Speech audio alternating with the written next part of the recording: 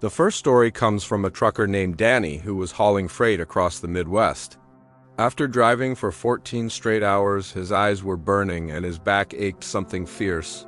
The truck stop motels along this particular stretch of highway weren't exactly five-star accommodations, but they were cheap and clean enough for a guy who just needed to crash for 6 hours before hitting the road again. Danny pulled into the Red Pine Motel just past midnight. The neon sign flickered lazily in the darkness, casting an eerie red glow across the cracked asphalt parking lot. The place looked like it hadn't been updated since the 1970s, but Danny had stayed in worse. The night clerk was a thin man with hollow cheeks who barely looked up from his crossword puzzle when Danny approached the counter. Room 127 was at the far end of the building, tucked away from the main road. Danny liked it that way. Fewer people meant less noise, and noise meant less sleep. He dragged his duffel bag inside and immediately noticed how cramped everything felt. The room was standard motel fare. 2 double beds with faded floral bedspreads, a small round table with 2 chairs, and an old wooden dresser positioned against the far wall beneath a mounted television. Danny kicked off his boots and was about to collapse onto the nearest bed when he heard something odd. A soft scraping sound, like wood sliding against wood, came from somewhere behind him. He turned around but saw nothing out of place. Figuring it was just the old building settling, he dismissed it and headed for the shower. The hot water felt incredible against his tired muscles, washing away the grime and tension of the long haul. But as he stood there letting the steam build up around him, he heard that scraping sound again, definitely coming from the main room. Danny quickly shut off the water and listened carefully. Silence. He wrapped a towel around his waist and crept to the bathroom door, pressing his ear against it. Nothing. Danny slowly opened the door and peered out into the room. Everything looked exactly as he'd left it, but something felt different. The air seemed heavier somehow, charged with an energy that made the hair on his arms stand up. Unable to shake the feeling that something was wrong, Danny got dressed and decided to investigate. He started with the obvious places, under the beds, in the closet, behind the curtains. Nothing seemed out of place, but that scraping sound had definitely come from somewhere in the room. As he stood there trying to make sense of what he'd heard, his eyes fell on the wooden dresser. It was an old piece, probably original to the motel's construction decades ago. The wood was dark and worn, with deep scratches and ring stains from countless forgotten drinks. But something about its position struck him as odd. Danny walked over and examined the dresser more closely. The carpet around its base was compressed and worn, but not evenly. On the right side, there were clear indentation marks in the carpet, as if the dresser had been moved repeatedly over the years. Fresh scuff marks on the wall behind it suggested recent movement. Curiosity getting the better of him, Danny grabbed one side of the dresser and pulled. It moved surprisingly easily, sliding along the wall with that same scraping sound he'd heard earlier. What he saw behind it made his blood freeze. There was a door. Not a closet door or a bathroom door, but a narrow wooden door built directly into the wall, painted the same dingy beige as the rest of the room. It had no handle, just a small hole where a handle might have been. The door was slightly ajar, revealing nothing but darkness beyond. Danny stared at the door for a long moment, his mind racing. This wasn't on any floor plan he could imagine. Motel rooms didn't have secret doors leading to God knows where. He thought about calling the front desk, but what would he say? That he'd found a hidden door behind the furniture? Against his better judgment, Danny pushed the door open wider. A musty smell wafted out like old wood and something else he couldn't identify. The opening led to a narrow space, maybe 3 feet wide, that seemed to run parallel to his room. He pulled out his phone and used its flashlight to peer inside. The space was definitely some kind of crawlway or service corridor with bare wooden walls and a dirt floor. But what made Danny's stomach turn were the items scattered on the ground. Pieces of clothing, a woman's blouse, a child's sneaker, a man's wallet, and photographs. Dozens of Polaroid photographs scattered like fallen leaves. Danny's hands shook as he picked up one of the photos. It showed a woman sleeping in a bed that looked exactly like the one in his room. The angle suggested the photo had been taken from somewhere inside the wall, looking out through a hidden opening. He picked up another photo, then another. All showed people sleeping in what appeared to be various motel rooms, completely unaware they were being watched and photographed. The realization hit him like a physical blow. Someone had been using this hidden passage to spy on guests, documenting their most vulnerable moments. And judging by the number of photographs and personal items, this had been going on for a very long time. Danny quickly backed out of the space and shoved the dresser back into position. His hands were trembling as he threw his belongings into his duffel bag. He needed to get out of this place immediately. But as he reached for the door handle, he heard footsteps in the corridor outside, slow and deliberate. The footsteps stopped directly outside his door. Danny held his breath, watching the shadow of someone's feet visible beneath the door. Then came a soft scratching sound like fingernails being dragged across wood. Someone was scratching at his door from the outside. Danny waited in frozen silence for what felt like hours but was probably only minutes. Finally, the footsteps moved away, growing fainter as they headed toward the far end of the building. Danny waited another 10 minutes before quietly opening his door and peering out. The corridor was empty. He made it to his truck without incident, but as he was pulling out of the parking lot, he glanced back at the motel. In the window of room 127, he could swear he saw the curtain fall back into place, as if someone had been watching him leave. Danny never reported what he found. He told himself it was because he had no proof that he'd left the photographs behind in his panic. But the truth was, he was scared. Scared of what kind of person would create such a twisted shrine to violated privacy, and scared of what might have happened if he'd been caught discovering it. To this day, Danny only stays at chain motels, places with corporate oversight and security cameras. Because somewhere out there, in some forgotten corner of the American highway system, that hidden door is still there, and someone is still using it. The second story comes from a college student named Maria, who was driving cross-country to start her senior year at a new university. Her parents had wanted her to fly, but Maria insisted on driving so she could bring more of her belongings and see the country. It was supposed to be an adventure, a chance to experience the open road before settling into the final year of her studies. By the time Maria reached the outskirts of a small Nevada town, exhaustion was setting in hard. She'd been driving for nearly 10 hours straight, surviving on gas station coffee and determination. The sun was setting behind the desert mountains, painting the sky in brilliant oranges and purples, but Maria was too tired to appreciate the beauty. The Sunset Vista Motel appeared like a mirage along the lonely highway. It wasn't much to look at, a single-story building with maybe 20 rooms arranged in a horseshoe shape around a small parking area. A vintage neon sign promised color television and air conditioning, luxuries that seemed almost quaint in the modern era. The elderly woman at the front desk had a kind smile and gentle manner that immediately put Maria at ease. She explained that business was slow this time of year, so Maria would have plenty of quiet neighbors. Perfect for a good night's sleep before the final push to California. Room 108 was clean and comfortable, decorated in earth tones that complemented the desert setting. Maria was particularly grateful for the powerful air conditioning unit that quickly cooled the room from the day's lingering heat. She ordered a pizza from a local place the desk clerk had recommended and settled in for a relaxing evening. After dinner, Maria called her parents to let them know she was safe, then spent some time organizing her belongings for the next day's drive.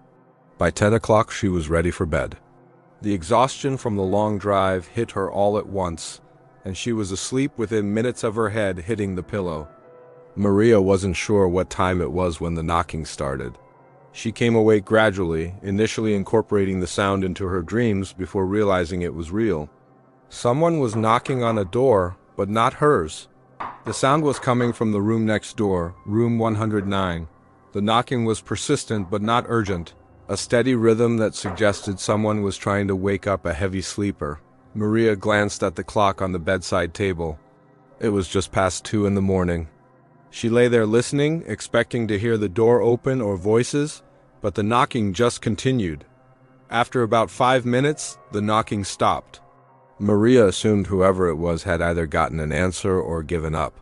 She was starting to drift back to sleep when it started again, the same steady rhythm. This time it went on for nearly 10 minutes before stopping. Maria was now fully awake and slightly annoyed. She had a long drive ahead of her the next day and needed her rest, but she also felt a twinge of concern. What if someone was in trouble? What if the person in room 109 was unable to answer their door for some reason? The knocking started a third time, and Maria decided she'd had enough. She got out of bed and walked to the window, intending to peek through the curtains and see who was causing the disturbance. But when she pulled the curtain aside slightly, she couldn't see anyone outside room 109. That's when she noticed something that made her heart skip a beat. Room 109 was completely dark. Not just the lights off kind of dark, but the empty room kind of dark. There were no cars parked in front of it, no luggage or personal items visible through the window, no signs of occupancy at all. Maria watched for several more minutes, but the knocking had stopped again. She was starting to think she'd imagined the whole thing when it resumed, louder this time and more insistent. But here's what made her skin crawl. She could clearly hear the knocking, but she could see the door to room 109, and no one was standing in front of it. The knocking seemed to be coming from inside the room. Maria quickly closed the curtain and backed away from the window. Her rational mind tried to come up with explanations. Maybe the room wasn't empty after all? Maybe someone was inside knocking on their own door, trying to get out because the lock was stuck. Maybe the darkness was deceiving her and there was someone there she couldn't see. But deep down, she knew something wasn't right about the situation. The knocking continued intermittently throughout the night, sometimes lasting for minutes at a time, sometimes just a few quick taps. Each time, Maria would look out the window, and each time, room 109 appeared completely vacant. Around 4 in the morning, Maria heard voices outside. She looked out to see 2 police officers walking around the parking area with flashlights, clearly investigating something. One of them knocked on the door of room 109 and called out, but got no response. They tried the handle, but the door was locked. Maria watched as they walked over to the motel office, presumably to get a key from the night manager. She saw lights come on in the office, and a few minutes later, the officers returned with an older man in pajamas and a bathrobe who was carrying a key ring. They unlocked the door to room 109 and went inside. Maria could see their flashlight beams moving around inside the room. They were in there for maybe 10 minutes before coming back out. The officers spoke briefly with the manager, then got in their patrol car and left. The next morning, Maria asked the desk clerk about the commotion. The woman looked puzzled and said she hadn't heard about any police visit. When Maria mentioned the knocking from room 109, the clerk's expression grew troubled. Room 109 has been vacant for 3 days, she said quietly. We've had some issues with that room lately. Guests complaining about noises, asking to be moved to different rooms. We're thinking about taking it out of service for a while. The clerk leaned closer and lowered her voice. Between you and me, we had a guest in that room about 2 weeks ago. Elderly gentleman traveling alone. He had some kind of medical emergency in the night and passed away before the paramedics could get here. We've had it professionally cleaned, of course, but ever since then. She trailed off, but Maria understood. The knocking hadn't been someone trying to get in. It had been someone trying to get out. Maria checked out immediately and drove the rest of the way to California in one stretch, stopping only for gas and coffee. She never forgot the sound of that desperate, persistent knocking or the sight of that empty, dark room where something that should have been at rest was clearly anything but. The third story comes from a traveling salesman named Robert who had been working his territory for over 15 years. He sold medical equipment to small-town hospitals and clinics, which meant spending a lot of nights in budget motels scattered across rural America. Robert had seen it all, from roach-infested dives to surprisingly clean family-run establishments that served homemade breakfast. The Pennyview Motel in eastern Oregon fell somewhere in the middle. It wasn't the worst place Robert had stayed, but it wasn't winning any hospitality awards either. The rooms were dated but functional, and the price was right for his company's travel budget.